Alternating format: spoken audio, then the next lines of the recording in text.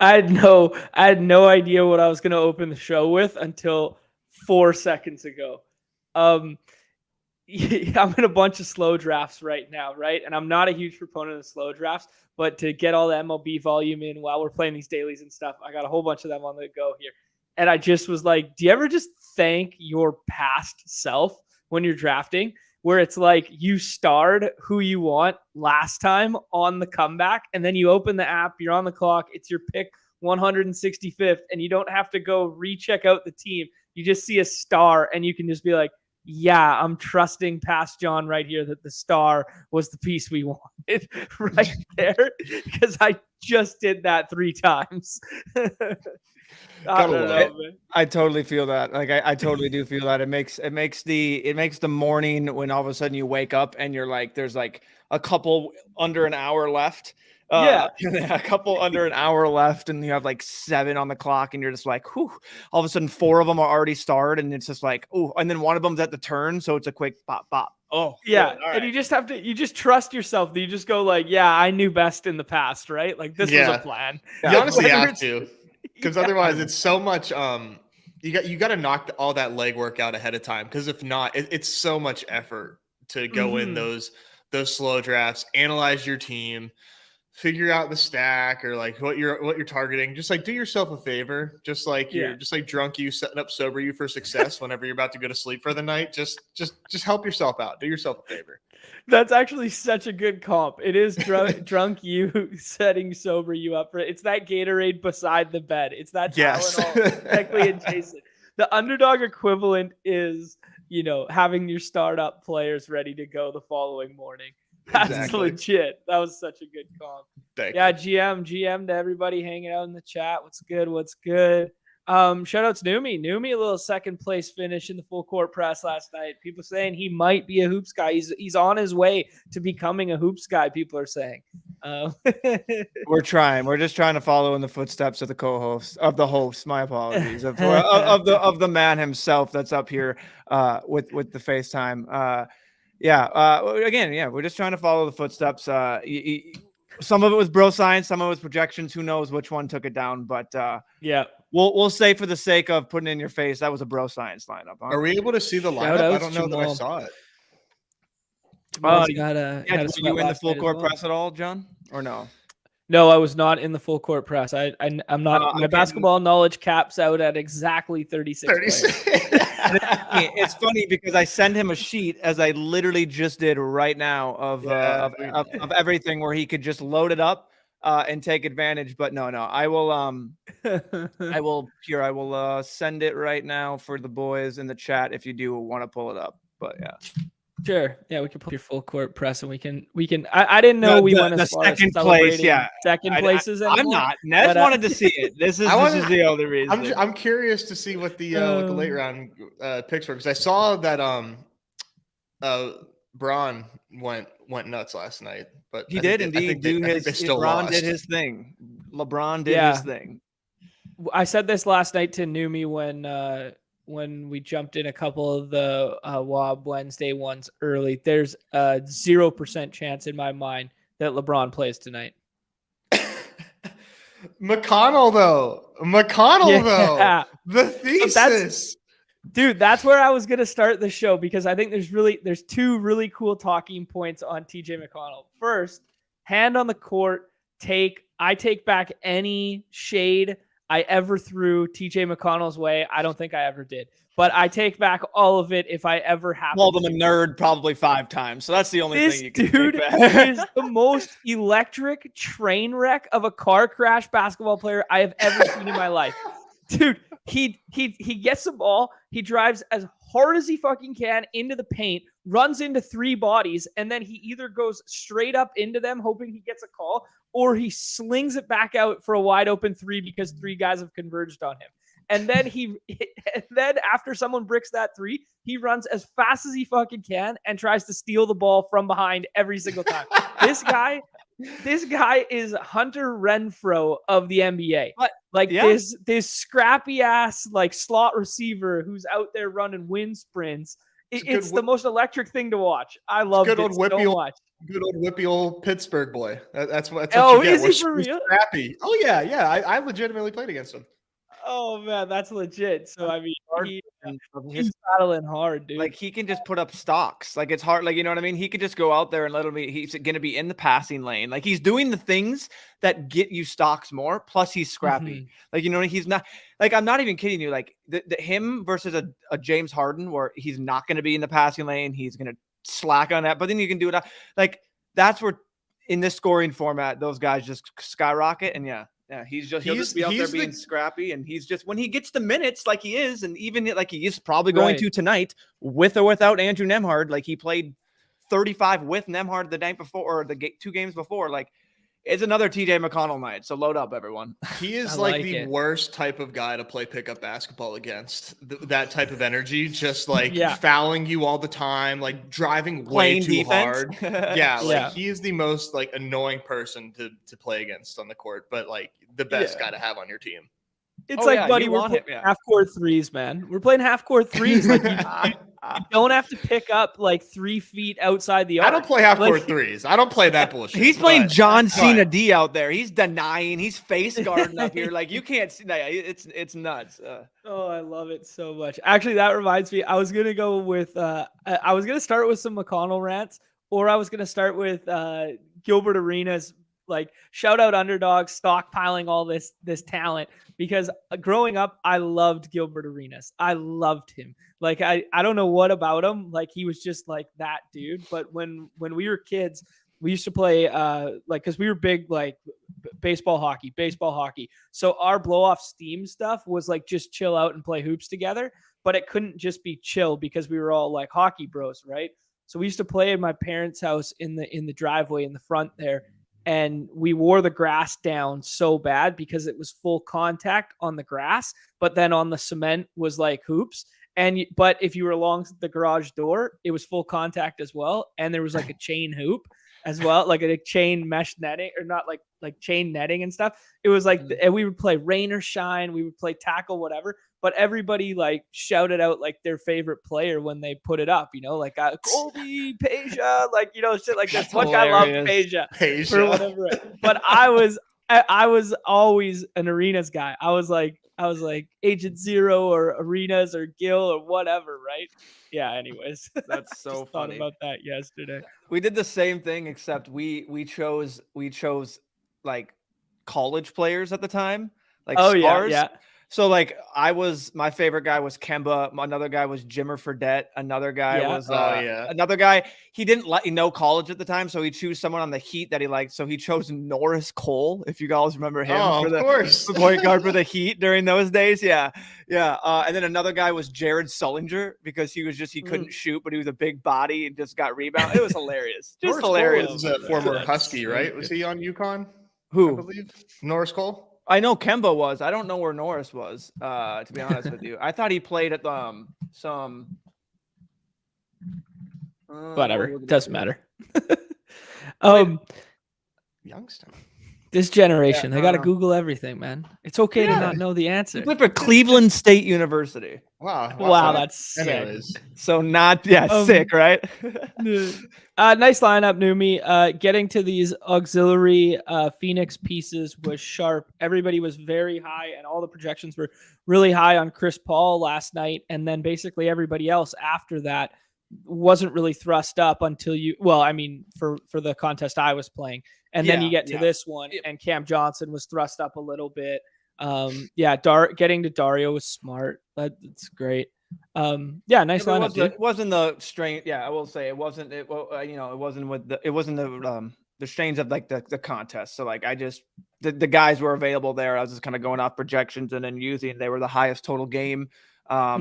Like if there was a little blowout run, they're already getting start. These guys are more likely to stay in the game and get minutes unlike the other guys. So yeah, there's a little bit of that. And then also the people around them were garbage too. So the selection was just kind of like, nobody cares about your childhoods. That's great. Put out a shirt. Great. 2 process legends on one team. There you go. I'd love to see it. Oh yeah. On to tonight. Yeah, on to tonight. I think we just roll right into hoops. I wanted to start with football, but we got so much hoops momentum. I mean, we definitely we can do football and pivot to hoops. We weren't even going to do the lineup at first, so yeah, I was just curious. It's whatever you all want. right, fine. Let's just go. It feels like a straight stark in 180 now, Yeah. but fuck it. I mean, that's our show in a nutshell, right? Like it's Yeah. just 180 after feeling it out 180 on the after fly. 180. Yeah. Get control of your show, John. What are we doing? I'm trying. I'm out Yeah, here. this guy all of a sudden like helps out, goes to school today. John went to school this morning. All of a sudden he's all flustered. Let's go with football. I think we'll start with football and then we'll talk a little hoops. But I wanted to talk about like one macro thing from both perspectives, because last night, and it fits into with this lineup so well, TJ McConnell was popping so hard in projection models, right? All day long, he was thrust up to like a range that was like, we're talking, didn't matter which of the 3-4 models you looked at, whatever, because of the usage, because of the fantasy points per minute, whatever, he's thrust up like so hard. But then we saw other things within those same models that are inherently hedged. So like, I'm looking at the model for today and I'm seeing LeBron as like, hey, a ceiling and mean projection in the kind of like 3, 4, 5-ish range. But then I'm also seeing stuff like Russell Westbrook, or I'm seeing stuff like Anthony Davis coming back, both up in like the 20s and the 30s and stuff like this. And I just wanted to talk about like how our biggest point of leverage on like almost any slate, any sport on a given day is to get hyper exploitative over these models, even though like instead of like just blindly trusting them. And the reason I say that is because like I don't think LeBron plays today, right? If we didn't know Jimmy Butler was going to play yesterday, like I wouldn't have been fading, Bam and Hero all day and then at lock cramming them, right? So I'm just kind of like thinking out loud with how these models work, because they're almost all designed for DFS.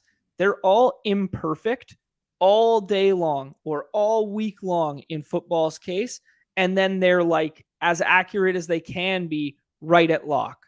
So I think almost everything, even though like we give them so much credit and they're numerically based, they are all hedging up until lock.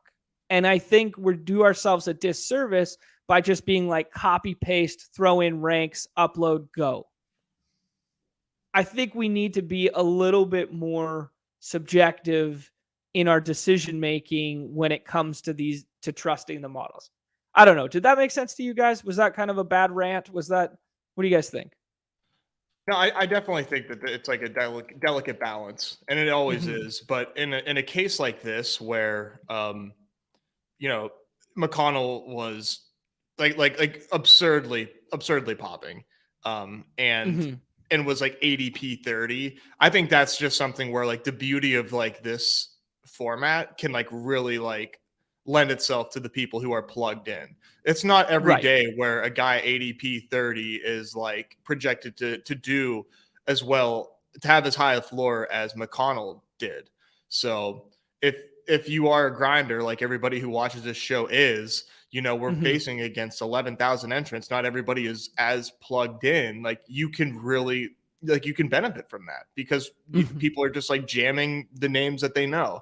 Not everybody knows good old whippy old boy TJ McConnell. So I think there's definitely times and places to like just trust the projections and jam it in. And we rarely have as good of spots as we did there. But otherwise, yeah, I totally agree. I think just like skipping a guy that is lower in projections, but his ADP is like 10 spots higher than maybe like 3 guys above him, if you know what I'm saying. Probably not like the smartest thing to just like assume that his range of outcomes are set in stone. Right. Yeah. And I think another one that I would articulate on is that like the window in which the projections shift over the course of the day, we have to preemptively anticipate those shifts. Yeah, right? That's I mean, that'll go into literally what I've been 2 things I've been harping on for hoops from the beginning, and this contest specifically, and how it's so different from DFS is from the moment the contests open, that is the most uncertainty and the most variance you're inviting into your drafts in NBA. From the moment it opens, each second, each minute, each hour until we get to lock, even the hour before lock is still crazy, because then we get Jimmy Butler news and we get this wild stuff, and we're still waiting. You're literally it's the amount of variance you're drafting with right now is absolutely crazy, and the amount of uncertainty you're drafting with is crazy. It's in terms of anything, because you have to set these lineups, and you're basically, that's why it goes into my second point that I've been saying is, it's just you're drafting. You should be drafting off of the injury report and how you think the dominoes are going to fall in effect, because NBA is a sport unlike any other, where I guess NFL, when you plug in a guy into a starting lineup, it actually matters. You take a guy away from a starting lineup and he runs with the second unit, and it matters to a point where that affects the whole landscape. Like you were saying, Bam, Jimmy Butler gets ruled out. Bam goes from a middling 15th play to a top 8 play, and Tyler Hero goes to a projected like top 20. Like those are the type of things that are shifting. So like you said, we are preemptively having to make decisions beforehand, and you're basically figuring out you're drafting. So tonight, LeBron, you're saying out. I agree. I think LeBron sits, although it's a LeBron thing. He's just superhuman. He could do it. I'm preemptively drafting more Russell Westbrook, and I can try to get him in the 6th, because I think that's a guy that'll be the number one beneficiary of LeBron not being there, soaking up all that usage. You can go down the list. Joel Embiid, if he plays, other guys are hurt. If he doesn't, you thrust other guys up. You're doing that as the drafts go. I agree with you. And like, that's the one of the biggest edge, if not the biggest edge. They shouldn't even really tell a story. Like you're just telling, you're basically breaking the injury news yourself. And that's how you're drafting. That's how you kind of do it. So yes, in theory, they're telling their story, but you have to be doing that over projections and putting them in the ranks. Like if you just put in your ranks, you're going to get all the Q guys on top. Versus if if you just auto draft or go off them, rather than get him in the second round, or getting them in the second round every single draft when they're consistently going in the 4th. You know what I mean? Not just bumping them down and drafting. Those are the type of things you have to get a feel for the ranks versus where they should be and where they're going in the market. It's a delicate balance. Yeah, absolutely. And kind of where I was going with this train of thought is where Nick went with it, is talking about Donovan Mitchell last night. Like Donovan Mitchell, from like a macro perspective, is probably one of the best guards in the East. He'll probably be the starting guard in the All-Star game for the East. He's having an incredible year. Blah, blah, blah. First time Cleveland, I believe in a while, has had everybody healthy, with Allen, Mobley, him, and Garland on the floor last night. It was very interesting, because like he had an 8 ADP in every single draft that didn't have the projection bros. He was going in the top like 9. And then you get the projection bros in there, and if you were drafting in a full badge room, he was falling to like 16. And then he ends up being like basically the guy you needed, right? Like he put up, mid 60s or high 60s or something like that. Low 70s. I can't remember. Put up 60. Yeah. And he was just like a very interesting case of like the sharps being wrong, but like the models being wrong, but then you benefited from the models being wrong. I don't know. I was just thinking out loud with a bunch of these like that's scenarios. It's the curious case of me. I mean, I'm not trying to tout, but like if you could do it tonight with a guy in Steph Curry. I mean, a lot of things are showing them he has him kind of like a 10-9. Right. You know what I mean? What makes the Steph Curry spot interesting as somebody who is not plugged in? I'm just saying like projection, he's down a little bit. The best defensive. So if you're going straight off projections, you're not going to, but the thing is, this is where I harp on. It's like, sometimes it's literally within a point of a thing. So like that's the range of outcomes we're dealing with in projection models. Like sometimes it's like between the top 6 and the top 10 guy, it's legitimately 1.5 points. So like, you can go ahead and say, all right, well, this guy's projected to have a ceiling of 1 point more than this guy, but due to ADP, and he's technically the guy that you have as higher is a lower ADP, you're just going to get him all the time, and you're going to bypass the guy like Donovan Mitchell. You know, so is Steph a buy or a fade for you today based on his ADP? Perfectly fine. He's perfectly fine. Okay. He has a 56 ceiling. It's you know what I mean? Like I'm going to work him in.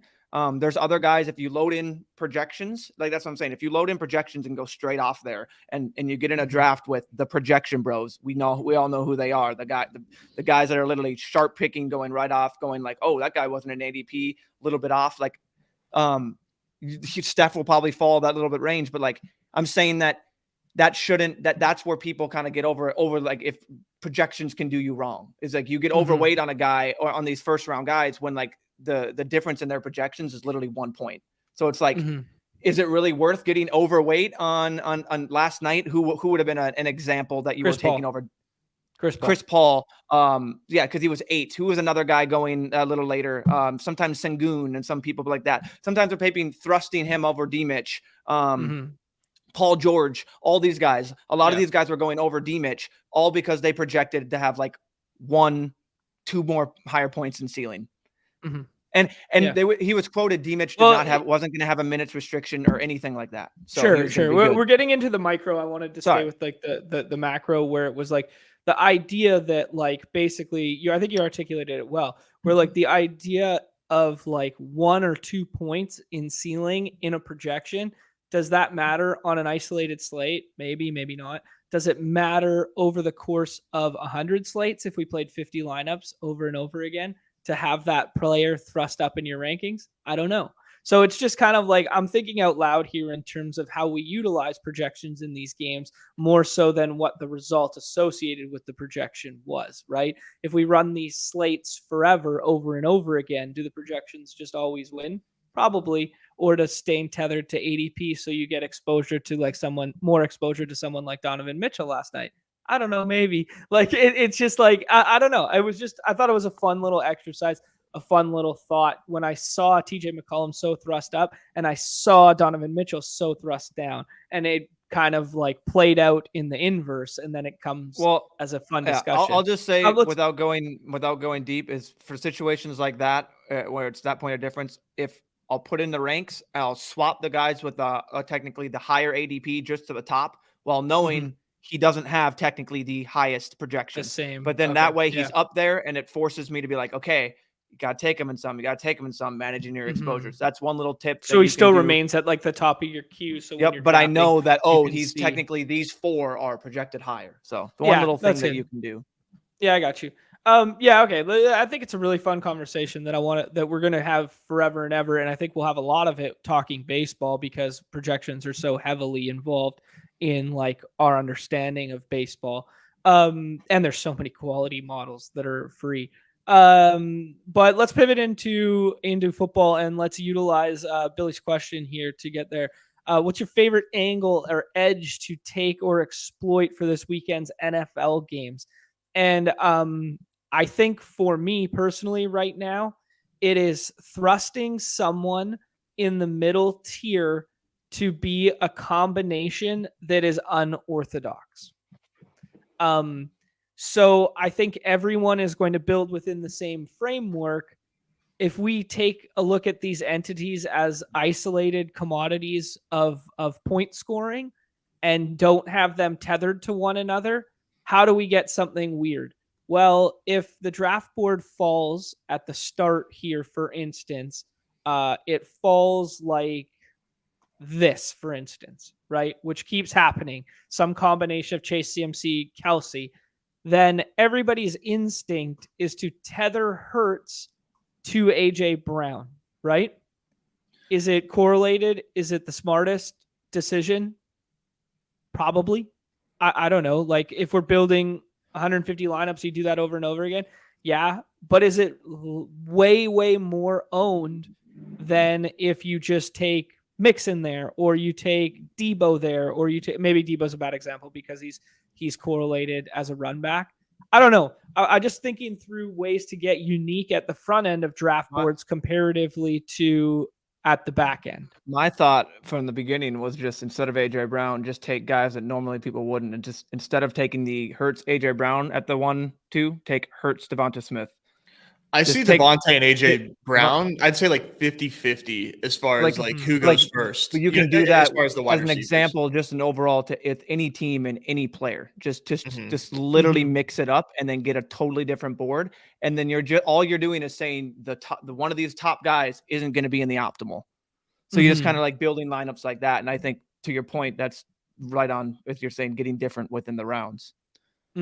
Yeah, because I mean, to ship this contest, because we talked about how it was going to be swear jar word this week was dupes, right? Because this is such a big contest, the rosters are so small. You're either going to have to get hyper exploitative with someone at the back end who pops off, i.e. Justin Watson, MVS, like someone like this who's not being drafted at whatever, or you're going to have to think outside the box, draft slightly suboptimal, like comparatively to what we think, and embrace the variance of like, hey, my lineups are kind of shittier. Because if we just keep building like these fun, same looking ones, even if we're playing the bully tight end game, like bully tight end is still 15%. Was it 15? 20%? Something like that this week already. It's creeping up to 20. It is still 15% owned this week. Yeah, there you go. So, I mean, we really have to think through some very, very gal brain paths here, I think. I'm kind of surprised that maybe it's just me. I'm surprised that 2 running back is so popular right now. Doesn't like I don't really like these like outside of like McCaffrey. Kind of hate the running backs this week. Kind of hate them all. I'm not gonna lie.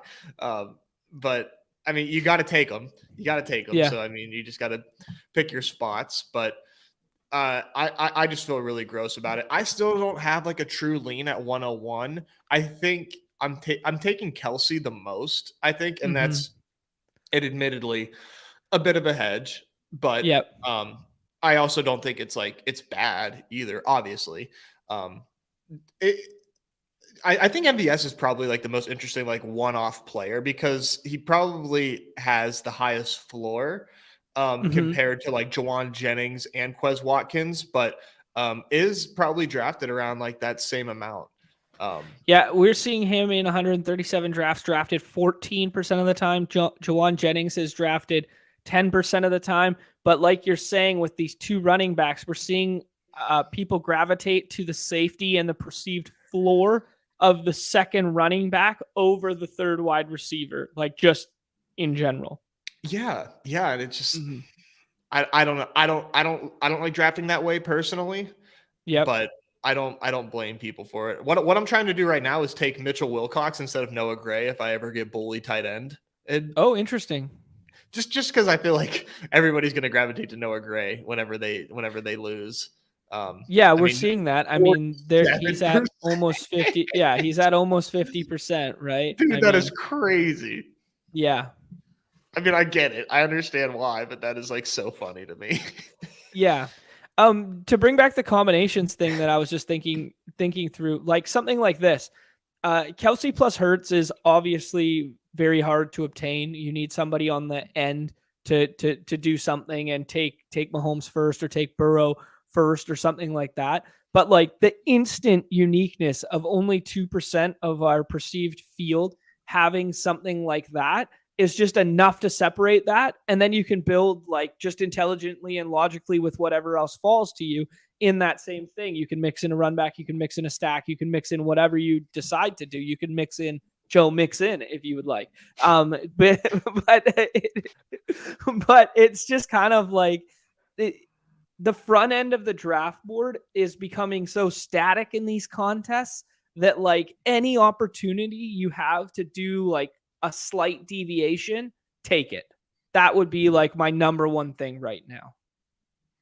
And your deviation would be just like capitalizing on some like rare value, or I think it would just I guess that would be like the easiest way to do that, but I mean that's just a volume race at that point, so it does become hard to like say. I would say that at the front end of the draft board, I am gravitating quite heavily to the not Niners game.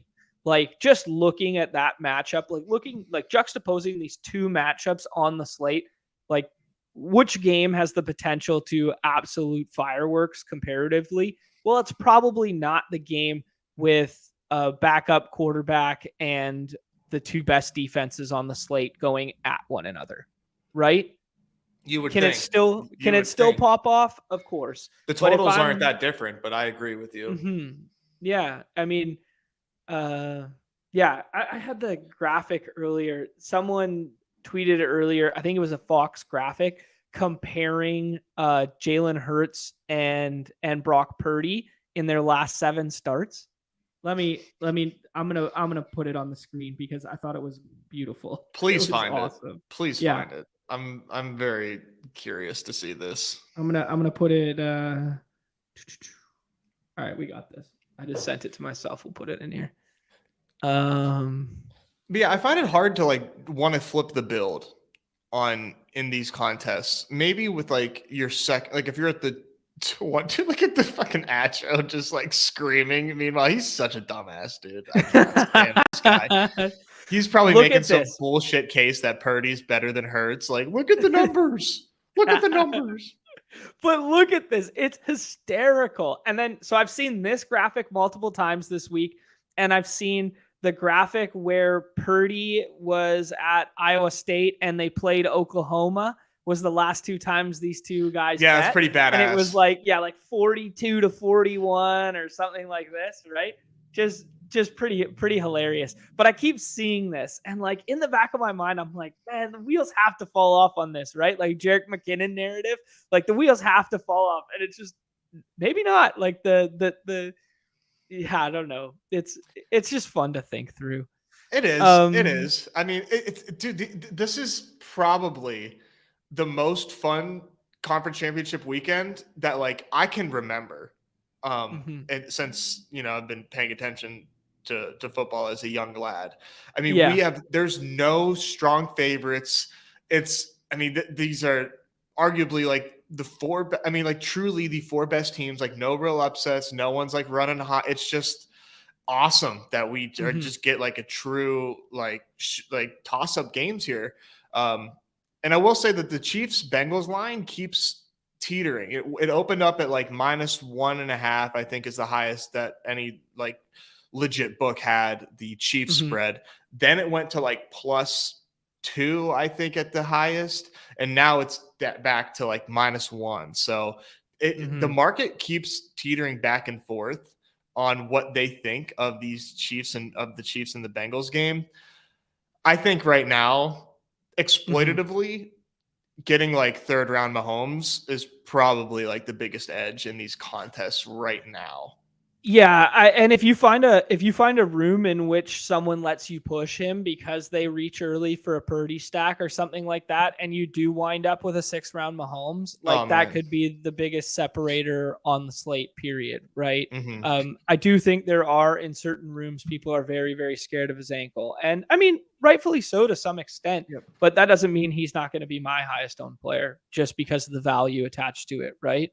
I think we would see the spread and get a little bit wider if there were larger looming issues. The markets tend to get a hold of that stuff. Sorry, go ahead.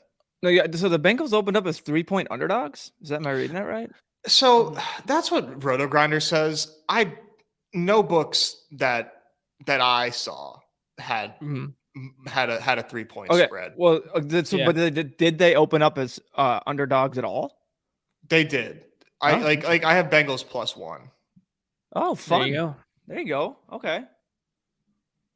So, I mean, it's basically a toss up. You know what I'm saying? Yeah, because I saw the difference. Line movements. I was like, 1 point line movements are like not like that's negligible. Yeah, no, I just saw the difference that they showed. The difference was like 4.5. I was like, that's a pretty big, like that. So I did not see 3 anywhere, but that's what Roto Grinder says. So whatever. Before we jump in one, we were just harping on projections and how razor thin they are, especially when you're comparing certain things. But just for the record, ETR came out with their rankings today, and they have Jamar Chase as their 101. They are ranking it exactly as we've been ranking it all week, with the 3 at the top, then Jalen Hurts. But they've mixed this combination up a little bit, where Jamar Chase is at the top, whereas we were harping on the Kelsey and CMC a little bit more, but we have been, mixing and matching and that sort of thing. And then they have exactly what we were discussing, how Jerick McKinnon and Deebo Samuel are far too suppressed comparative to their roles just because of their previous box score, right? The projection for Deebo is just flat wrong on the Underdog site. Yeah, and it's the number one. It's the number one leverage point right now. And then Jerick McKinnon actually seeing an uptick in usage, but not seeing the results to follow, is also kind of the other big one I've been leaning into. What was more wrong, Deebo's projection or Jonathan Isaac opening up as like a top 2 second-round pick last night in Wobnesday? Nope. This is not a safe space for Jonathan Isaac slander. It's not even slander. I said it yesterday. It's just the fact that he was the greatest summer league player I have ever seen in my life. I just thought that was funny. I just thought that it was insane. Jonathan Isaac's going to put up 60 fantasy points in 20 minutes. Let's go, baby. He's not even going to he's probably going to get 10 anyway. For those who don't know what Neumy's referring to, when Wob Wednesday drafts opened last night, Jonathan Isaac's ADP was like 19 or 20, which was a pure results-oriented fact that he had 21 fantasy points in 9 minutes last game. Yeah. And then everybody's going like, what if he gets 25 minutes tonight? Oh, you know what I mean? Baby, I can't wait for the explosion. He hasn't played basketball in 3 years. Like, he's not 900 something days. I don't even know if they play him like right out, even after playing him 9 minutes. Like, does he even play a game? Like, Isaac with 2.2 fantasy points per minute, better than this, Chad. Okay, on to football. Better than my God, stop clicking things. Better than Luka, Giannis, and Jokic. I love it so much. There we go. Man played 9 minutes, had 20 fantasy points. That's elite. You can't argue with the numbers. Elite. Yeah, I mean. Oh yeah, I am. As a data slut, this hurts. Yeah, I mean, here's a good point from PNBC. Just saying he's got a McCaffrey, Hurts, AJ Brown because people got too cute. It's the nature of these games. People are going to be drafting when they're drunk. People are going to be drafting, late at night when they fall asleep. People are going to be drafting off of ADP versus ranks. Like, there's going to be isolated spots of leverage if you put volume into a contest of this magnitude. And this is what we're seeing right here, right? Where we're seeing like, hey man, people are trying to reinvent the wheel because they're like, oh, I'm so done with clicking for the 40th straight time these same names at the top of the board. Let's flip the build. But like, the smaller the contest, the more exploitability there is to get after people when they flip the build. Flipping the build in this contest is literally Hurts 101 instead of one of those 3 skill position players. Like, you know what I mean? Or Burrow 101 instead of those 3 skill position players. It's not taking Brock Purdy in the 3rd round, because then you're just shooting yourself in the foot comparatively, right? Mm-hmm. Yeah. Let's do 1 or 2 of these and then let's jump into hoops. We've done a lot of the BR stuff already, and to be honest, there's not a whole lot more to talk through with the BR stuff until we get differentiating opinions and we get practice reports today. Practice reports are going to matter because of the McCole Hardman situation, because CMC's calf. He's probably going to be a DMP today, with like the clause of like a veteran day off, whatever. It'll say calf designation, but I'm almost 100% certain he's going to get a DNP today, and we'll see if that shifts markets a little bit, see if that CMC probable tag goes back to a Q tag, might start getting a little discount on the CMC stuff if he doesn't practice 2 days in a row. I would not be scared in any regard. Could it open up an expanded Elijah Mitchell role in the right game script? Absolutely. But I mean, this is the playoffs.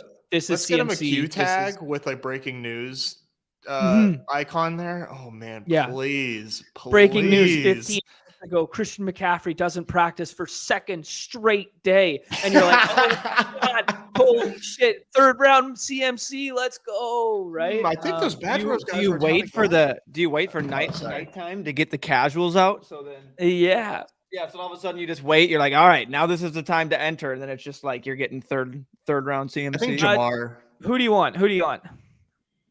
Pick your poison, gentlemen. Let's do Jamar. Okay, we've done a lot of CMC and Kelsey teams on stream. Let's do a Jamar one. I know Jamar and Burrow are like my two least owned, and it's not really by design. It's more that I was eating the other side of the Kelsey, the beautiful Kelsey stuff. And we got this is where someone gets too cute with the Burrow in there, and you get absolutely fucked, and you give Lee that beautiful middle. I've never seen two picks made faster. Yeah. This is a kind of interesting spot. I kind of like maybe we go the Kittle route, or we could go like AJ Brown here, and then because we got to go Mahomes on the way back, like 100%. We have to. Yeah. Who do you guys like? AJ Brown's cool. Okay. Screw this guy out of a stack. I think if you wanted to get cute with that pick, what you could do is take T. Higgins and like set up a Mahomes like with a double run back, and then you take a third wide out in Tony or Juju or MVS. Okay, so it's not like that rare. 10%. No, it's not like crazy. 10% is like it's kind of like fine. It's not like crazy, man. You take it when you get it, no doubt, but yeah. We're taking Mahomes here. Yeah, geez, we're not giving him fucking Kelsey CMC Mahomes. Kelsey CMC Mahomes. We don't like you that much, Chad. We appreciate your work. Come on, not on my fucking watch, buddy. I'm still a competitor, dude. Yeah. And then he bullies us out at double tight end. Like it was so. This guy doesn't know what's coming. I don't think he knows that he needs to take Hurst right here, but he needs to take Hurst right here. Yeah, the writing was on the wall. Yeah. Okay, we could go with a Jerick McKinnon pairing here, and then we get Hurst as like a double run back, and then we fall back into a Chiefs wide receiver. Yeah, let's maybe push Hurst. I don't think this guy without a badge probably is not thinking double tight end here, but if he is, I'm gonna find you. Key on Kylie, what a name. Oh, he's thinking about it. He's like, okay. Ooh, what a sweat. I think Hayden Hurst, we've talked all week how like there's just such a cliff fall at the fourth tight end. It's just like if someone goes bully tight end, you have to start thrusting them up your draft board. In a vacuum, like Hurst versus Boyd, like we're taking Hurst, right? Like in a vacuum. Yeah, I think so. Right, like so, like position scarcity aside. I think Hurst is kind of like usurped Boyd as the third option, which that could be big this week. You know who we're taking with this last pick, right? Do we ask Neumy? I don't think we should ask him. I don't know who it is. Do I already know? We could go any direction we want. I think this is the type of build here where you just concede the fact that you did not build a super team. You concede the fact that you're going to have 1,000 builds that look kind of like slightly like this if you're doing this. And this is where we can get a little crazy where, we scroll down a little bit and we go down here. A little bit. And we find like someone like this or someone like this or someone like this. Let's get fucking crazy. For Neumy's sake, baby. For Neumy, we're drafting MVS. I'm just gonna say I would have gotten Justin Watson. Just kidding. Good. No, good. I mean, in those, you're gonna face those situations quite frequently when the room doesn't break your way in these contests, and you're just gonna have to build sound logical lineups where you just concede the fact that like we stayed pretty tethered to ADP in the front end. It's not as beautiful or as perfect as we wanted it to be, but we need some piece at the back end. And 14% MVS there might be enough to get it done. Maybe 1% Justin Watson is better, but we're going to have to stay deviated away from like thinking in terms of like showdown slate product owned. You know what I mean? Like we're looking at the product owned of that lineup up until the end. Like if we're allotting the percentage to each of them, it's 100% for every player we've selected. So what do we do with the last pick there? It's got to be a 1 to 30% kind of player, right? Yeah. I think it depends on like the players that you selected. But in our scenario where Hurst is our sole tight end, we have McKinnon. Yeah. I think a low owned guy definitely makes sense there. But if you have like a really, really nice value team where like maybe Debo falls to the 5th round or something, then like you just like take the points of a high floor pick. I think. I tend to agree with that line of thinking on a slate like this, though. We've seen it in the past where who do you guys want to start with the 101 here? We could Neumy pick. We could try and flip the board. We could Neumy, who do you want? Yeah, let's flip the board. Let's do it. Do Jalen? Let's do her. Yeah, do Jalen. Okay. All right. Yeah. I think it's an interesting way to juxtapose what we've done recently on stream, because we've stayed really tethered to the 3 premium upper echelon talents as the first 3 picks. Let's see what it looks like if we flip around and find out. We're gonna fuck around and find out. Doesn't Hurts kind of like have, maybe not in projection models, but like amongst us girls, like the highest ceiling of these quarterbacks? He's like the Kelsey tight end, where he's the one guy that it's like no Hurts, no cash. Like, who has the easier path to like 39 points here? Jalen Hurts with his legs, or like Mahomes, or even with his arm, Like, right. Just in general, that offense is just I mean, I agree. Like I with the hobbled Mahomes, it makes the argument for me, like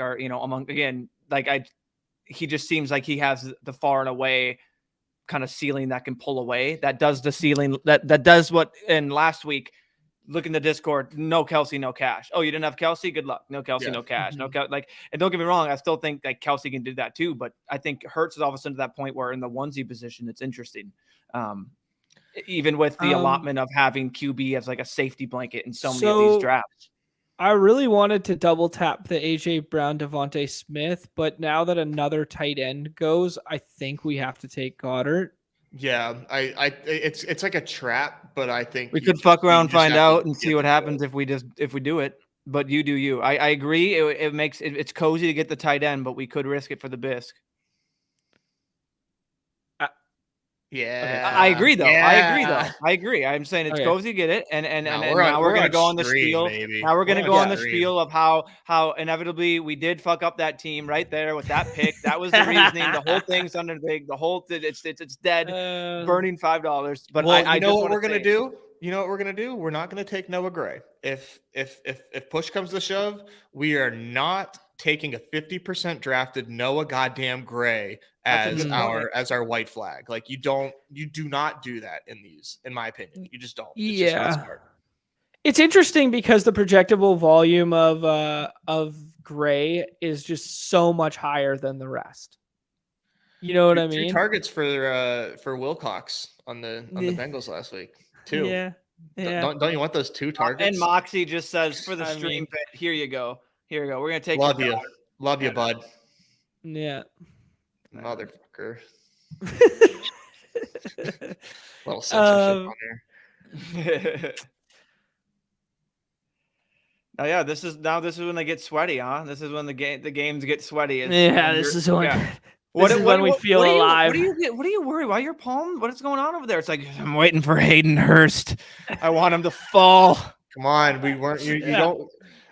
Is this Crash Rich's like alt here? Chris Rich? Yeah. 22? Chris, yeah. Oh my God. I see so many names that I'm like, that looks familiar to like 3 other names that I've just seen. Like, yeah.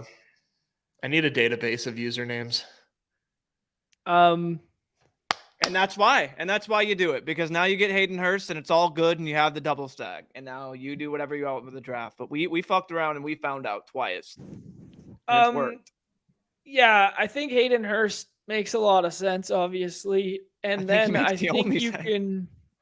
I think you can do whatever you want here. If you want to I think Ayuk plays better as a run back than Elijah Mitchell does. I think Elijah Mitchell makes it back, but Brandon Ayuk does not. He can't take running back. He can't take running back. We basically just need him to not take Pacheco. Let's do it. I think Ayuk. Find out, huh? Ayuk for sure. Ayuk is a skilled player. I mean, in this game's in this lineup, telling the story is hopefully they get out. It's because of the passing game, and then you have Ayuk just there as on the other field, trying to play catch up. And an offense that we've seen will give Ayuk the ball, and when they're So I mean, it's just I think that's the perfect run back. Teams get crafty whenever the games, everything's on the line. Maybe they it does some design plays for Brandon Ayuk because they know that they've got so much attention He's on a dog, other guys. Oh, he took Pacheco right away. He said F you. Yeah, it's all right. Pacheco was a trap on this team anyways. We got to get cute. Facts. Yeah. Kyle Spellcheck it is. No, I'm just kidding. We could get really cute here. Oh yeah. Certainly. How cute are we thinking? Like Samaje Perine cute or Elijah Mitchell cute? No, like Kenny Gainwell or Boston Scott salting the game away cute. Yeah. That is real cute. Weird with that it. That is cute. Gainwell look kind of. Anytime Gainwell gets some run, I'm like, damn, he looks kind of decent. What do you guys think? Yeah, is it too much to load up? Is it too much to load up one side of that game with 4 pieces? No, not at all. I would go P Ryan or Mitchell, but that's just me. But you guys do you. You guys are on the Gainwell train. So there's one interesting thing about Elijah Mitchell this week that I will say, capitalizing on his ADP right now. Just if CMC happened to not be full go, you know what I mean? Though I just said that, I think CMC will be full go. I think CMC will be fine this just from week, a market blah, blah, blah. It's the playoffs. Right? But yeah, just from leveraging the market a little bit, there is a little something there. Let's do one last BR and then we'll jump in the hoop street. I want to address 2 things I saw in the chat there. Paul asking consensus on tight end at ETR. They have Kittle and Goddard right beside one another in their rankings. In terms of ceiling projection, it's like a fraction of a couple points where they have Kittle ahead of Goddard, but they have the 2 side by side, basically almost tethered to what ADP. Their ranks actually look very, very similar to ADP. One note that I would say that stood out to me that was something that we've been harping on is they have Debo above Devontae Smith, which I just found right, wrong, whatever, interesting. I mean, we're talking about a fraction of a point. We're talking 12.8 to 12.7. And we're talking ceiling of 0.4 points. What do these words even fucking mean? And why does any of this matter in Leone's algorithm? I like it. I like it from their perspective as a paywalled website to make sure that their users understand that Deebo Samuel is way undervalued, and that's how you get your users to understand that. Because otherwise he's not on the first goddamn screen. Right. Yeah. Crazy. Make me a pick, gentlemen. Let's go. We just did the Hurts one. Let's do something different this time. I think maybe Kelsey. You want to do it? You want to try a little Kelsey 101? Sure. See if we can get Mahomes come back. Sure, sounds good. Got a bunch of badges in here. Yeah. See if we get the traditional CMC. I'm going to predict this board. CMC goes here. Mm-hmm. Jalen Hurts. AJ Brown. Yep. Joe Burrow. Yep. Burrow with him or Burrow with the Chase stacker? Oh, okay. Burrow Mixon stack. That's Hurts fun. plus CMC is a lot of fun. I bet you Hurts plus CMC is lower owned than a lot of stuff. Yeah, I think it's 2% when I checked last night. Okay, I think we take Mahomes and we stack him with Kelsey. and then we can kind of do whatever we would like. I kind of feel like I want to go bully tight end and go Kittle here. Okay. Neumy? I like it. Yeah, my options just to like say like who, if I was like on the clock, who I'd be debating, it would be Kittle, Devontae Smith, Debo, and T Higgins would be like up against myself with. Yeah, T Higgins kind of makes a lot of sense in this build too, as like a mini run back, because there aren't a ton of like basically all the Cincinnati pieces are thrust up the board unless you get fourth tight end or you take a swing on like P Ryan or Boyd. But like their offense is like pretty concentrated at the top end of like those three pieces. Like, you know what I mean? And they all go in the first 3 rounds. Yeah. I don't do a lot of this. A lot of Mahomes, Kelsey, Kittle with my first 3. So this is fun. That's why I wanted to do it. Yeah. Mm-hmm. I feel like I feel like it would have been really comfy to click T Higgins there, or really comfy. We might get someone neat on the way back because we're forcing tight end. You never know. Right. But so far, no one's scared. Yeah. As much of the bully tight end narrative is like, oh yeah, like you fuck around and you mess with your opponent a little bit. It's more about creating paths to value for yourself with sharp drafters in the room. Mm-hmm. Do you get what I'm saying? Because like now we've forced the issue, right? So like one extra pick of value can fall our way because someone has to push the envelope between these two right here. Mm-hmm. Yeah, like one of these guys is probably has to take Hurst. Yeah, well, if he doesn't, then Pedrino won't, because he'll wait till after us. So it's just like there's playing chicken. Okay, well, he might. I don't think he will. I think he's smarter than that. All right, they just said fuck you guys. Okay. Yeah, no, which is entirely fine, and it's like part of the game theory, right? It's part of the whatever. Sanders stands out to me. Yep. Just as kind of like, I think this is gonna. Well, it has to be a one running back team, but Sanders stands out to me. The big question is, do you go with a Tyler Boyd run back here and then a one-off Mahomes other stack, or do we go double Mahomes, or do we get weirder than that? I think I would go Tyler Boyd. Personally, unless we want to get like double weird and do like Tony. Yeah, we can do Boyd. We can do Boyd unless otherwise I could be up for a Juju Tony, Juju MVS, something like that. Maybe Nicole. I don't know, because it'll be our last pick. Yeah. I just assumed he would be for some that would work too. Yeah, because I like that. Because I mean, you tried to say. Yeah, I mean, this way you get. I mean, look at the board. That's right. What? We're gonna need to stack a KC wide receiver. Good thing we have 1, 2. We had 4 at one point. Like, so I mean, but that's one thing to know is like everyone is most likely.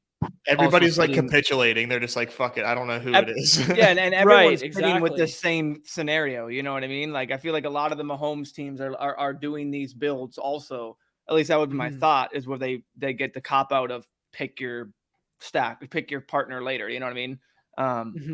That beyond Kelsey. So that's interesting. Is like how many awesome drafts just kind of form or like go the same way, like this kind of in a way where it's like, oh, they did the Boyd, which makes sense, but now we just get our pick of the litter of KC guys because they're always available. So I think that's a very common way drafts would go. Yeah, I don't think this is going to be a commonly built team, so I'll give that for us. And it's a Mahomes Kelsey team, so it's not like we got too insane. I lean Tony here, just even if Hardman plays. Yeah, and I think Hardman is really hurt, like the hip thing, and then they activate him from for the 21-day window, and then he continues to just be DNP'd. It's kind of like, why'd you activate him? I don't know. It's very strange to me. Might as well give like I don't think he moves the needle enough for them to risk his health if they can give him 3 weeks of rest before the Super Bowl. You know what I'm saying? Right. Agreed. And you could have gone with the narrative of like, well, just take the Q tag. He'll be lower owned and then you'll swap in. The problem is if I do that 1,000 fucking times on this site, like I'm going to end up with the same dude swapped in as a 1-for-1 because I can't individually pick. And then I end up overexposed X player in like a short one there. Yeah. My guy you took Watson just right out from under my nose there. I was big tilt moment there. Gonna break my laptop. Let's jump into the hoops streets. Let's go. There. Chip bringing up one that I wanted to talk about earlier too is CEH had an out designation on the site, and now he has a Q tag. They activated his 21-day practice window a week ago or whatever. And why activate him to be a healthy inactive? I don't know. God, But we will see. We will see. I wish I never knew that. Chad saying that he just had an interesting draft there where there was 5th round Mahomes and Burrows. There you go. Yeah. Yeah, imagine this, boys. Imagine this. First play. Imagine this. CEH. CEH in the backfield. I can't imagine it to be a play action. Play action to CEH. Who's stretching the field down there? Justin Watson. Lightning himself. Hey, if you continue to say it, it'll continue to happen. So manifest, man. That's what Bria taught me. Manifest. Come on, man. Yeah. Money mindset. Money mindset. Let's go. Love it. First play, CH wheel route, 75 yards to the house. It'd be lit. God, when I tell you, legendary. I lose my goddamn mind. That'd be. I put the old John Boy figured out how to use a Google Sheet right now. Just copy pasted this bad boy in here. Just the new one. I don't know. I just sent the new one. So okay, it's close enough. I mean, it's all right. It's all right. The totals couldn't have changed that much in the last. No, they didn't. It's just minutes. I have all the projections in there. So. I didn't want the projection. I just want this for the screen. Share. That's paywall stuff. Can't be faulting that paywall stuff for the competitors. I know. I'm more talking for yourself there. I got it all up here today. Bro Science Day. The back-to-backs. We got Denver after Jokic was a Q tag last night, ends up playing. Jamal Murray has a Q tag as of right now. We got Indiana on a back-to-back who pulled off an incredible feat last night on the backs of Miles Turner and TJ McConnell. And Buddy Hield. Yeah, and Mathurin off the bench. They were balling out. That was a fun game. Mm-hmm. Lakers back-to-back. LeBron has played, I think, 3 of the last 4 back-to-backs he has played or something like that. I was reading something this morning. I'm full team he sits tonight.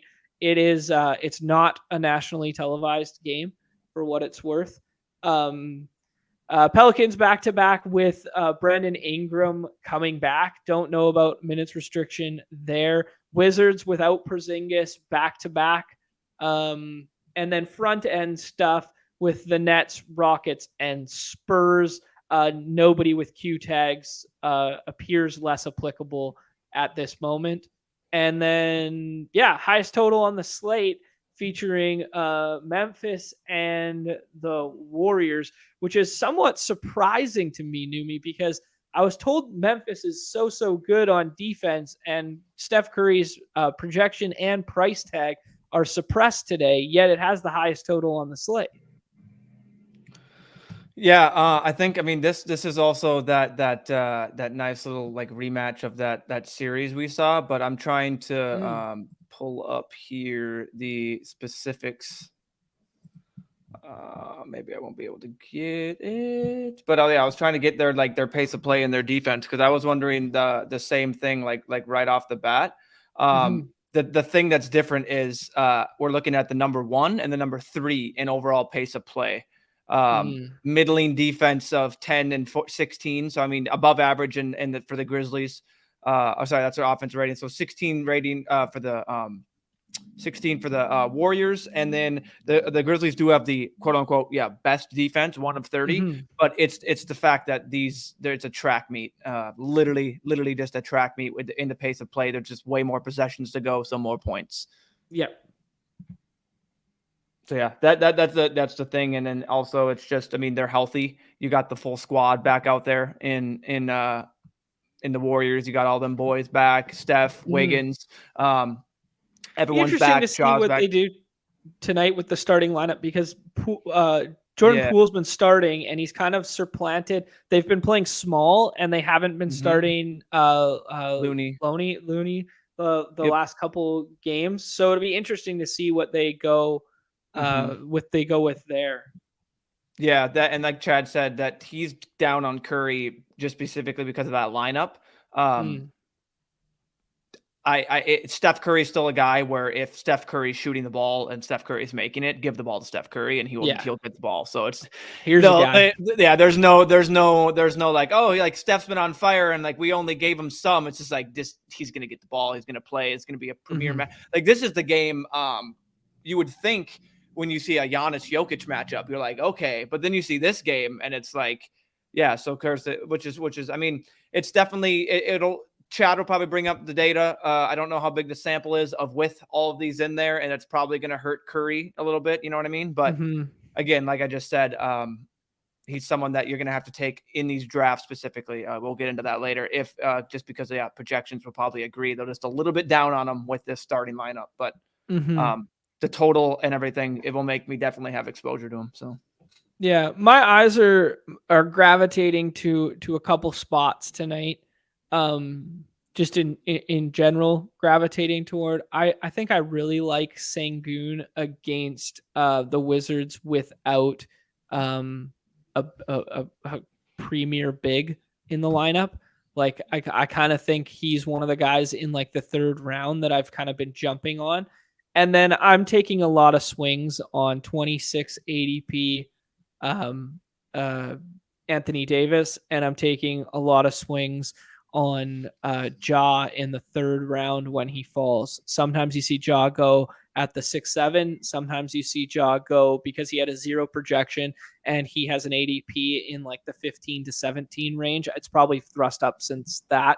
It's probably up to like 14, 13 now. But like if you can get yourself a little third round Ja or second round Ja, that's what I've been going with. 100%. And then the Sabonis versus Siakam matchup feels really fun. That just feels fun. I don't know. I've started a couple drafts where I've jumped the shark and I've gone Sabonis at 4, Siakam at whatever the fucking comeback is, 7, 8, 9. Yeah. I don't know how boards line up. But yeah, I don't know. Just thinking out loud.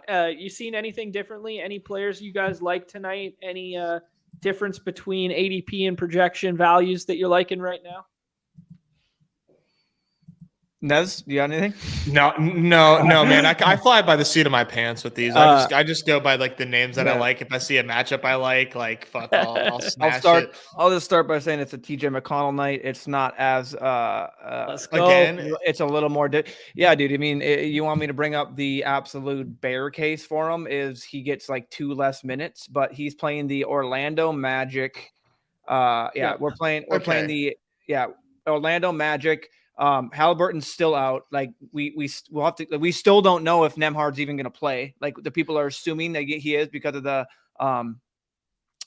illness. But like literally, there's no reason McConnell's not going to start after what he did. There's no one coming back there to supplant him. The matchup in Orlando is nothing crazy at all. Like let's get Orlando's defense 23 out of 30. So they're 23rd best defense. Like. McConnell, the reason why I say it is McConnell's sitting at a 32.6 ADP, which is already shot up from a non-ADP and 36 and everything. He's still ranked in a combo ceiling that I have of like 22, 21. So in that what's area. up with Anthony Davis being in like, is he on a minutes restriction? That's the thing. He's reported to be on a minutes restriction, correct? I mean, they said around 20 to 24 minutes. I think I saw, maybe I'm off a couple minutes there. That's what it was. I would take him like right after De'Aaron Fox. I think. I don't know, man. I think I would take that risk. And this is what I have. The ladder remains. The 80 sounds back, and reportedly with a restriction of 20 to 24 mins. You're gonna have to take him granted for your site. The thing is, I've been playing this case in my head where I agree with John, and I do think LeBron sits. Now, LeBron is the one where it's just like you can think LeBron does anything unless he's legitimately hurt. LeBron probably just plays like he just does that. The reason I think like maybe they just say, you know what, AD is going to be on that minutes restriction thing that they say over and over. Like we've already seen it how many times with different people this season, minutes restrictions coming back, and then they just play 30 plus minutes. If you're getting a 30 plus minute AD with the possibility of even LeBron being out in that 4th to 5th round, it's tough to pass up. It really is. Yeah. It's tough to pass up. So it's definitely something like he's probably not going to grade out well in projections. You're going to do all this, but like you have to think of the bull case. And it's like, if wheels are up and you get no LeBron in a matchup against the Spurs, and you get even in 20 minutes with AD against the Spurs, he could put up big numbers. You know what I mean? Like to beat that price tag is what I'm saying. So it really is interesting. The AD, it's thrown a wrench into it when he was reported. I think that's where last night he wasn't reported like that, correct, John? Because we were drafting and there was no report for AD until later. Yeah, he was going undrafted and had an out tag last night. Correct. So I was drafting a lot of 6th round Russell Westbrook because I was like, LeBron's not playing on this back-to-back and it's Westbrook night. I've kind of softened my stance on that a little bit with the AD news, and I think makes Russ look better. I think you should still be fine with Russ, with him falling and now get him in that sweet 6. The one thing I did want to say to last night's point about TJ McConnell was he did rise. Basketball is an interesting sport, though, where even though he did rise, he still was never being in ADP to where he actually was projected to his peers. Yeah, I took him in the teens a couple times. Like legitimately, and that's because I had to get ahead of the board. That's one thing you have to play delicately. Is in your mind, you're like, oh, we're trained that you can't. Like, you're the market value on this. It's like, well, you have one day to do it, and it's one slate. This isn't best ball. This isn't anything like that. He's still projected in that range, if not better. And now I still think that's the one thing that people maybe did wrong last night is I was still taking TJ over and over, even with my 6th round TJ bullets. Like I was still taking him over and over because it's just like he literally projects there. Like if he's the guy that gives you points, like you're gonna need him. You're not gonna be like, oh, I passed on him because I already have a bunch of 6th round. It's like, well, now those lineups are probably dead because the guy you were passing on literally was the best option. So that's something you have to like, even though if a guy moves up drastically, if he's still being projected at the range that he's like being that you're taking, I still think it's a fine pick. That's all I want to say. Yeah, for sure. I think I just kind of bro science clicked around. This is probably not exactly what my ranks looked like earlier or whatever, but I thrust up 80 and kind of like, I'd probably take Markkanen ahead of him and Fox, but just kind of like, I had him kind of, 20. So maybe a couple spots ahead here. I never get Fred VanVleet right, but I do kind of like him tonight. I do like the Jrue spot without Bobby Portis. And then there's also like these little like FUD drop-offs. Like I got CJ McCollum as the last pick at 36 twice today already, because of just like people being like, oh, Ingram's back and he played poorly last night and it's a back-to-back. So there's a little bit of FUD circulating around Kuzma and McCollum in these drafts where people aren't clicking in their names just based on what happened last night. A couple fun names that the chat is hitting on that I think are really sharp. I mean, you'll never twist my arm on Trey, because I've been a Trey guy since day one. And if Trey's popping, Trey's popping. One.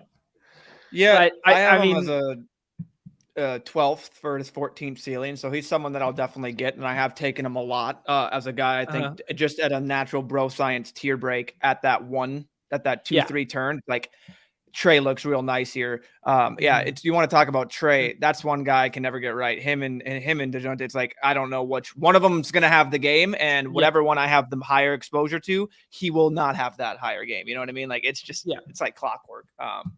Let's jump draft here, but a couple other names: Clint Capella in the 6th, Nick throwing out Gobert. I was taking Gobert with the Q tag in the 6th quite a few times there. And then we always like to pay attention. We always say don't replicate other people's behavior patterns, but always be mindful of who other people are drafting, especially smart players when you're in these rooms. And T-Box is currently passing on Braun and taking Russ in the 6th. So just something to note there in terms of I don't know if it's confirmation to our point, but it's just kind of like a smart player's thinking similarly. We're not in an island here. That's all we'll say. To your TJ McCollum point, a guard, Dyson Daniels, injured his ankle last night. He's out, but Najee Marshall and Brandon Ingram are officially probable today. So to your CJ McCollum falling point for the Pelicans. So Najee Marshall and Brandon Ingram are it's probable. Marshall's back too. But Marshall's not like a thorn. It's mainly the Ingram factor. But Marshall's just another player there that just isn't just another body. Have you been taking any Ingram in like the 5th and 6th? Like I've seen him go a couple times. I haven't taken him at all. He hasn't played in 29 or 30 something games. Like it's been like a while, right? Yeah. I mean, yeah, it's been a good. I swear, Brandon Ingram making his return. It does sound like after missing the last 29 games. There you go. Initial round of projections had him at 25 minutes for one site. I can get to another site. So like, yeah, I think it's definitely worth it. Maybe as a 6th round, I'll have to wait and see how it goes. But it's tough. The matchup is definitely sublime against against the T-Wolves. But and they're obviously more desirable. Obviously more desirable if Gobert does not go. Yeah, I mean, I don't know if it. Yeah, I mean, I still think Ingram is fine, whether Gobert is there or not. I think Ingram's fine. I don't know. I don't know how much the Gobert out will impact him too much. Easier to get to the rim, but I mean, Ingram's a guy that just I don't know if he won't have Gobert on him, and he won't be having to guard Gobert. So, I think I like Embiid here. I think Embiid plays tonight. I've been taking Embiid over SGA. I've seen it go the other way, but for me, there's like a clear 4 at the top, and those are the 4 at the top, and then there's kind of a tier break where you can get crazy. Yeah. I will. I think it's. I've been talking with Chad, and we've been wondering about the possibility of Jokic maybe getting a Q tag, which we think is going to happen, and the possibility of him sitting because he missed the last 2 games before that with that hamstring. And like, if Jokic is missing the game, like it's got to be somewhat serious. Like the dude plays like through anything and everything. So I'm wondering if they just give him the night off. But then again, he's the guy that could just play. They are playing Milwaukee. So like, it's just things like that you factor in. It's just something I have in there, he's on the back-to-back, something just to be watchful of these guys in yellow can always have a random pop-up Q tag on the day.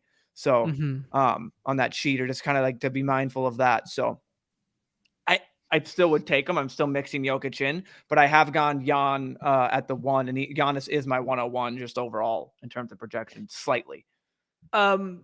Yeah, I mean, I could get on board with it. Do you like pairing Harden with Embiid here? I was saying that I like Siakam tonight. I know we joke about Ja being. Let's do Siakam. They can definitely both get there in a matchup. It does have the lowest total game, although it's not. It's higher than most, even some slates high total games, and 225.5. As the totals in this slate are just pretty high in general. Okay. Yeah, I noticed that. Yeah, so when you look at that and you see 225, it's the lowest total game. Like, put it into perspective of other slates. Like there's other 10-game slates like this that have like 5-6 games will be below that 225 and even below like 220. So like or even below like that 222 matchup, which is kind of that sweet line I see. So like it's something to play in. Like obviously, like if you literally look at it, like Memphis and Golden State is projected 20 more points than the Philly Brooklyn game.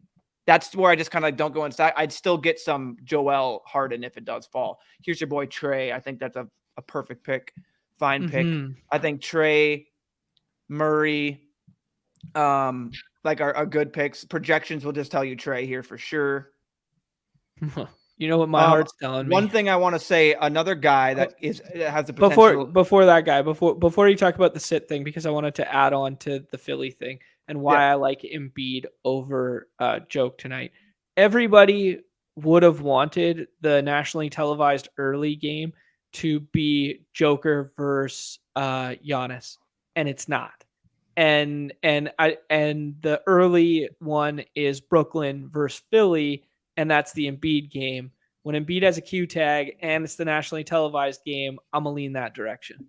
You have Ben Simmons back in Philly. You have all that narrative. Has he already been there once or Yeah, he's been there. Yeah. once? Yeah. So, Yeah. It'll always be so a thing, though. Bradley Beal is an interesting case. I'm leaning where he gets a Q tag and potentially sits. Ooh, Back interesting. end of a back-to-back, coming off an injury as well. I think his first game or second game was yesterday. I think it might have been his first. Someone might tell me wrong. Maybe it was his second.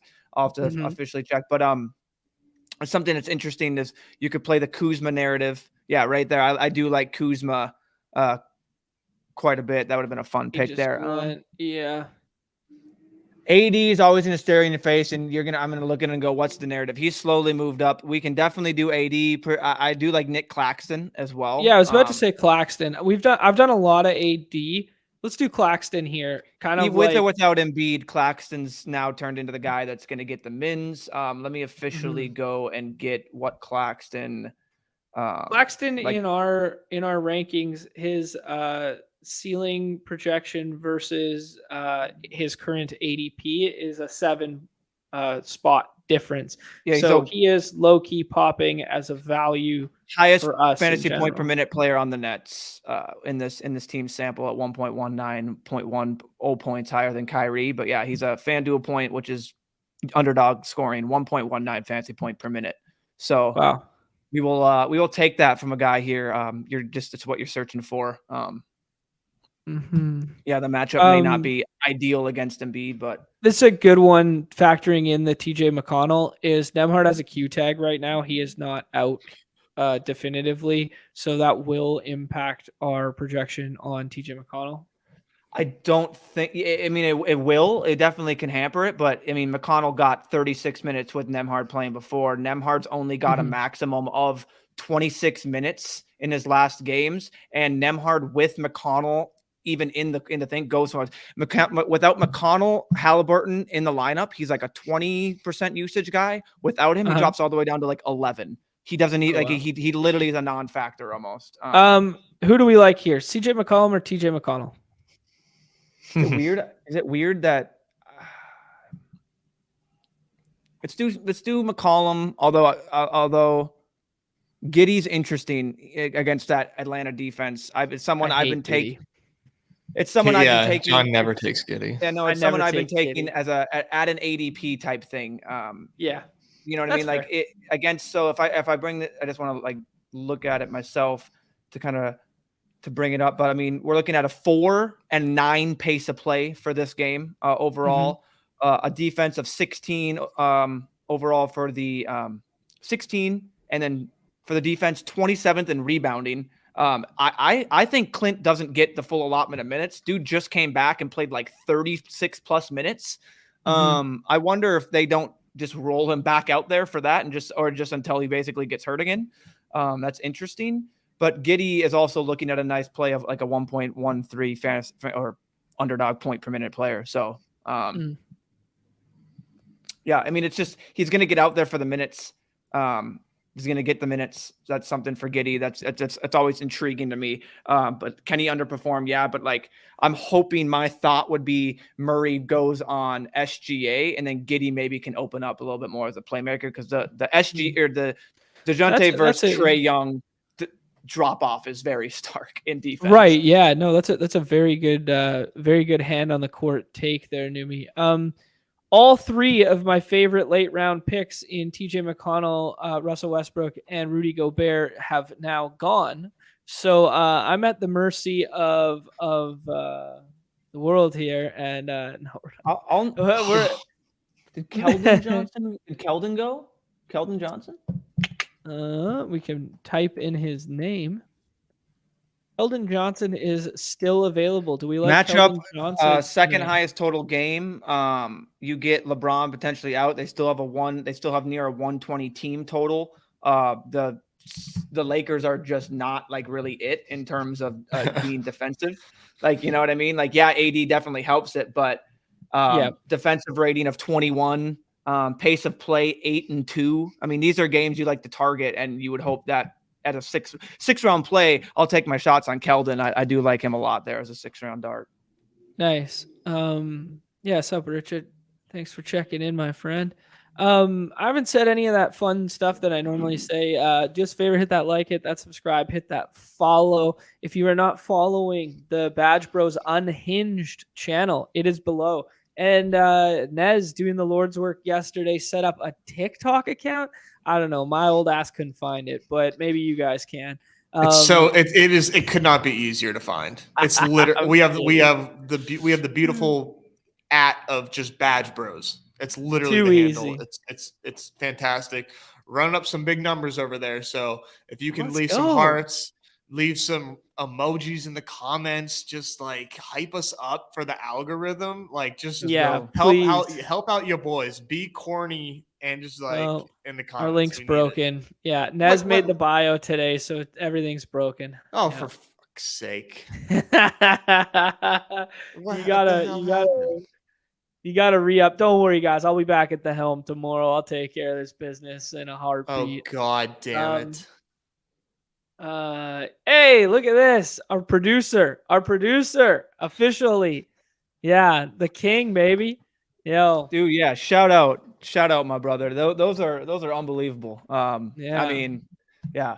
Yeah, we're gonna Nikolai with the TikTok edits for us. Been doing some great stuff. Next, John sent you a shirt. I'm gonna have to hook you up there and just figure out what John sent you and just get you some. You're gonna have basically the only apparel you're gonna have is probably like that is just a bunch of shirts and hoodies and we'll get you gear.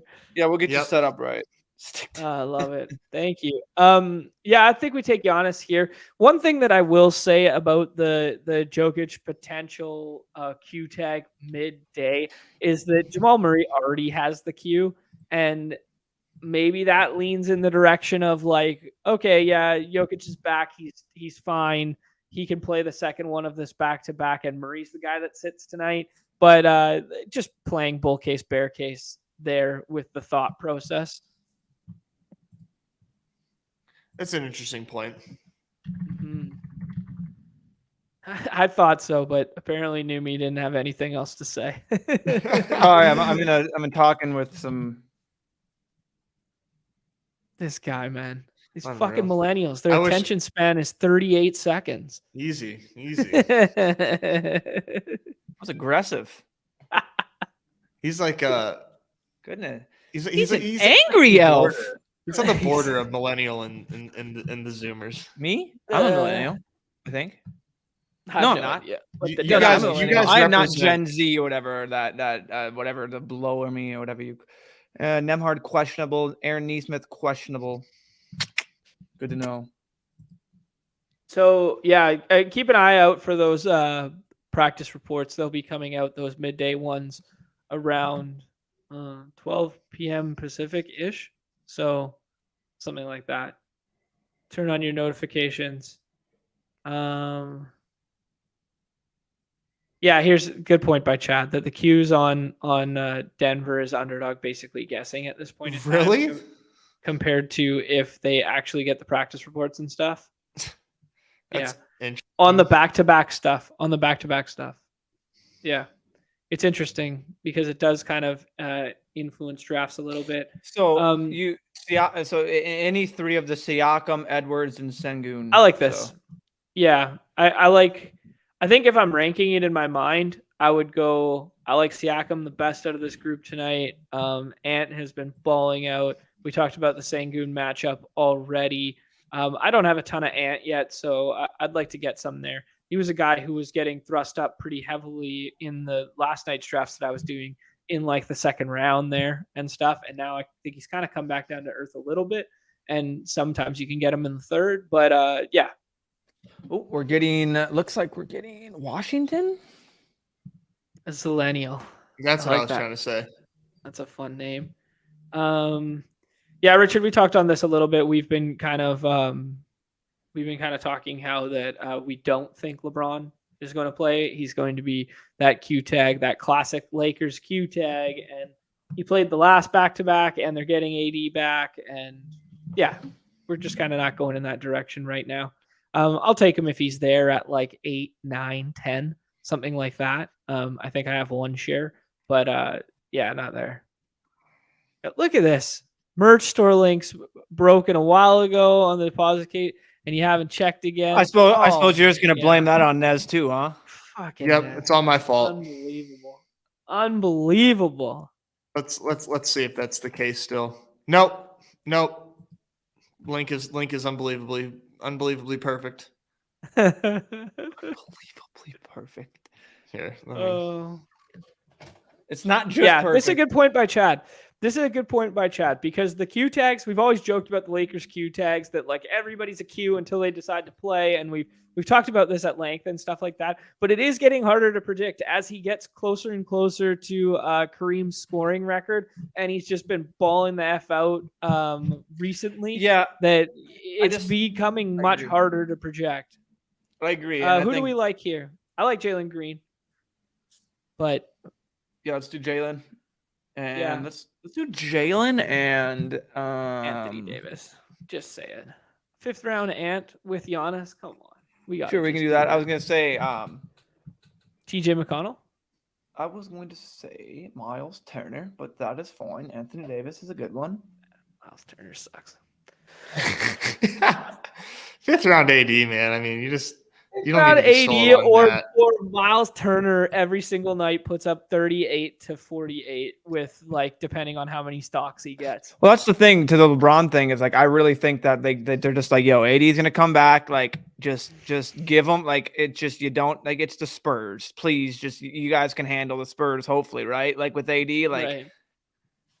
they're it's just that's my bro science take, and that's how I'm gonna lean into it. Of the guys up there, I'd rather take people now and get exposure to combos that I think if LeBron's ruled out, they get bumped up. You can't get these combos more readily available rather than if LeBron's in, whoop-de-doo, he's still probably a 3-4 pick. I can still get plenty of LeBron if need to then. That's a good point.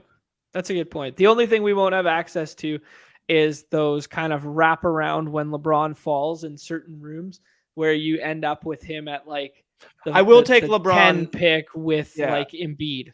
And I will take LeBron in the second and on that turn. Like I'll risk it there, and not even risk it. I'll just say, you know what, that it just doesn't make sense to. But like I'm just saying in terms of the upper guys of the it would be Giannis, Jokic, Embiid.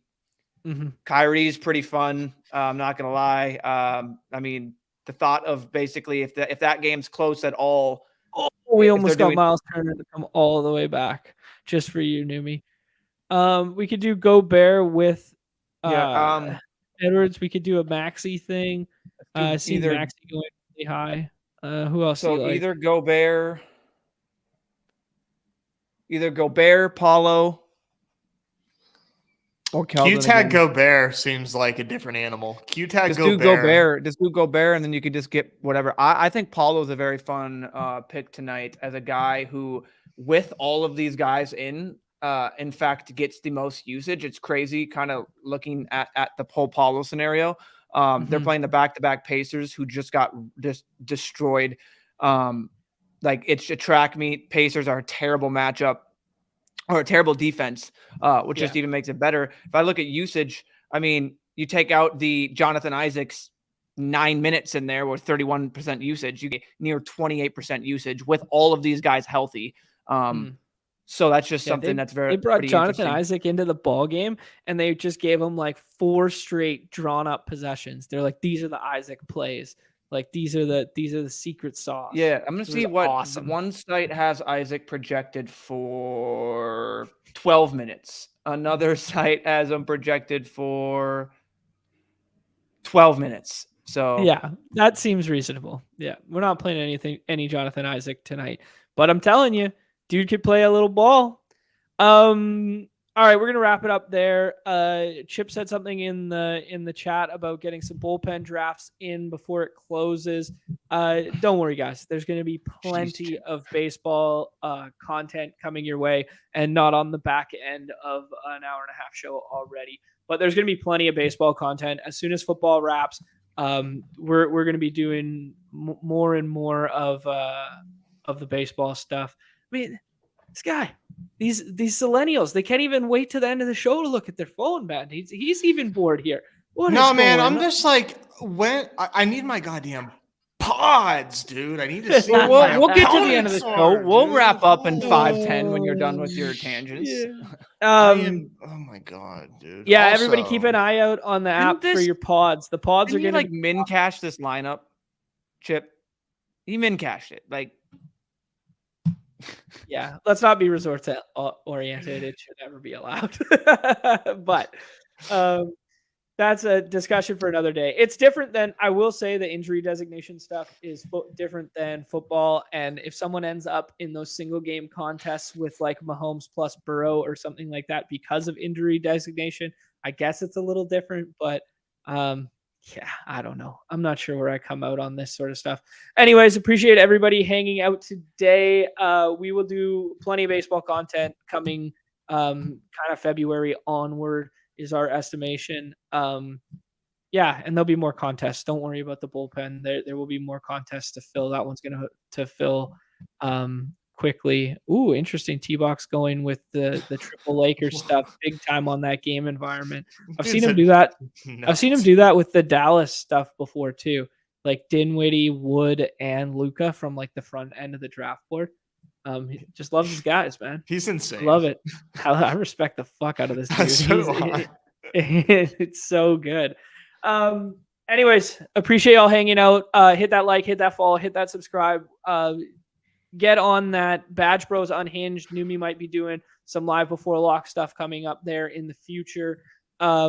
Also TikTok, if that's what the kids are doing these days, please go find that one. It's something Badge Bros. I don't know, whatever. You just go click buttons. It's literally fucking Badge Bros. It's the easiest. It's Badge Bros. It's the most elite handle you could have. People, we're already getting offers, $100, $1,000. Can I get the Badge Bros at? No, you can't have it. Love to see it. All right. Good luck to everybody playing in the hoops streets. If you're not on Underdog Fantasy, what are you doing with your time? Use promo code BADGE at sign up for a 100% match deposit up to 100 USD. We will be back tomorrow. Yeah. With some pods. Same badge time, same I hope for my sake, so I don't have to fucking hear it anymore. Yeah, give them the keep pods, checking, Underdog. Keep checking to find out who's in your pods to see if you have a competitive advantage.